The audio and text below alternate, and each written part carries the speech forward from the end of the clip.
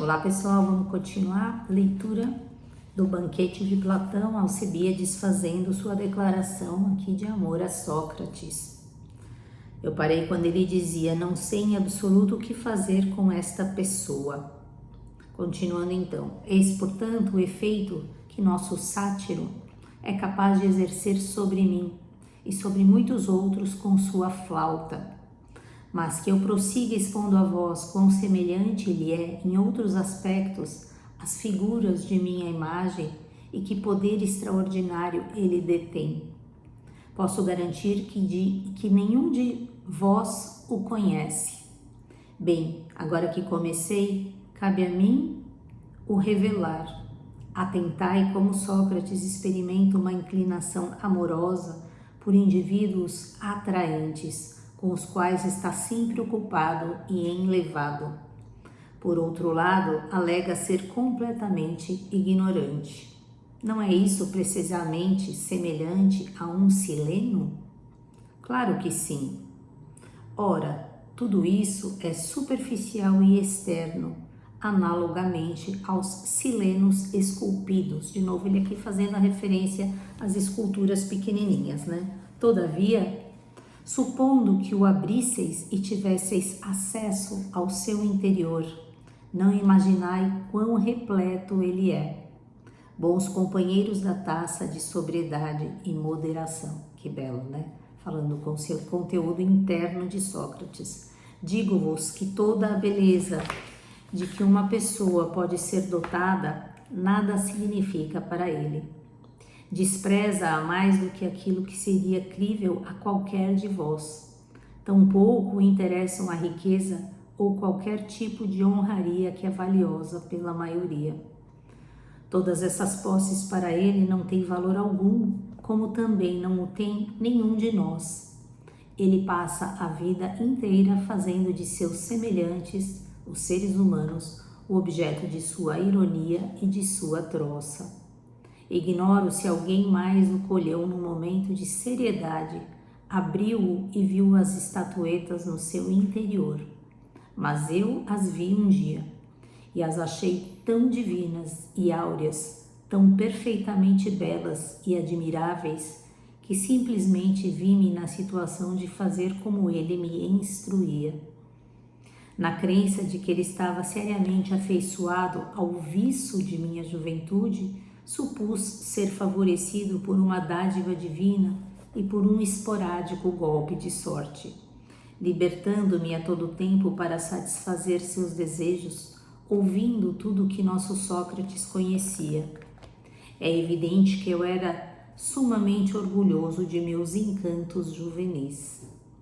Movido por essa ideia, dispensei o acompanhante que comigo sempre se achava em meus encontros com Sócrates e passei a visitá-lo sozinho. Estou disposto a vos contar toda a verdade e deveis todos prestar atenção. Quanto a ti, Sócrates, deves contestar-me se eu mentir. Ora, senhores, dirigi-me a ele e o encontrei, e ambos ficamos sozinhos. De minha parte, pensava que ele iria aproveitar a oportunidade de conversar comigo, como faz um amante ao seu querido quando sozinhos. E eu estava contente, mas nada disso ocorreu. Ele se limitou a conversar comigo como usualmente o fazia, e após passar o dia comigo, retirou-se e seguiu seu caminho. Depois disso, convidei-o a acompanhar-me ao ginásio. Praticamos exercícios juntos e eu esperava que isso levasse a alguma coisa. Fizemos exercícios e lutamos diversas vezes quando ninguém estava presente. O mesmo comportamento. Aquilo não me conduzira a nada. E então, quando percebi o fracasso de meus meios, decidi-me por um ataque frontal àquele homem, negando-me a bater em retirada numa competição a qual eu mesma dera origem. Senti que devia esclarecer a situação e, em consonância com isso, convidei-o para jantar comigo, embora todos esperem que seja o amante que estabeleça um plano para agarrar seu favorito. Ou seja, Alcebiades se considerando o amado, né? Aquele belo externamente que poderia agradar ao seu amante, que ele pretendia que fosse Sócrates, mas ele mostrando aqui que Sócrates não se move em direção a ele. Tal convite, a princípio, ele hesitou em aceitar, até que finalmente consegui persuadi-lo. A primeira vez que veio jantar comigo, quis ir embora logo que terminara o jantar. Nessa oportunidade, senti vergonha e o deixei ir. Da segunda vez, concebi um plano que foi concretizado nos seguintes termos.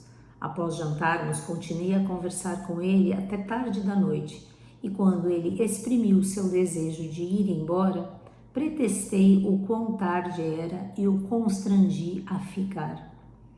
O resultado foi ele fazer uso do leito próximo a mim, ou seja, onde ele se sentara e se reclinara durante o jantar.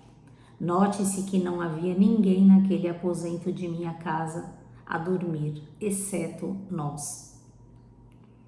Ora, até esse ponto minha narrativa poderia ser feita nobremente a qualquer pessoa. Desse ponto em diante, porém, não seria o caso de eu prosseguir se não fosse para começar por força do adágio de acordo com o qual, abre aspas, a verdade no vinho quando pequenos escravos se ausentaram, fecha aspas, e, em segundo lugar, me parece injusto, uma vez ter eu iniciado o encômio de Sócrates, ocultar sua obra de desdém. Que se acrescente que compartilho da situação daquele que foi picado pela cobra. Como sabeis, conta-se de alguém nesta situação que se negava a descrever o que sentia as pessoas que não haviam sido picadas também elas, pois só as que o haviam sido o entenderiam e o desculpariam caso ele irrompesse com palavras e ações brutais em sua agonia.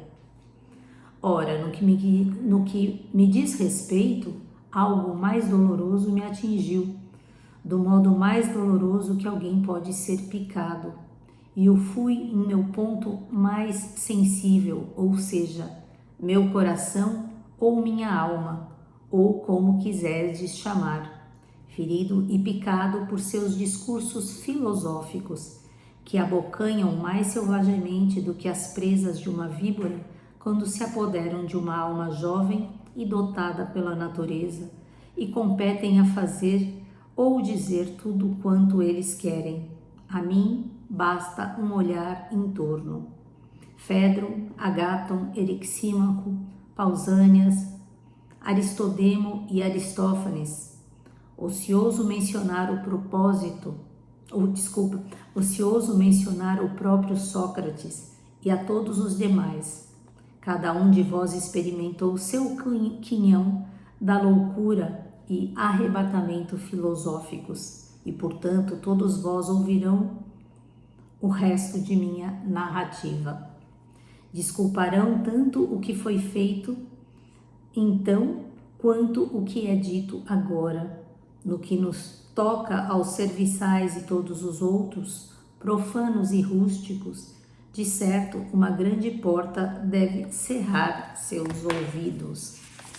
Vamos fazer aqui então a declaração dele do que aconteceu nessa noite, ele arrebatado pela filosofia, pelos discursos de Sócrates.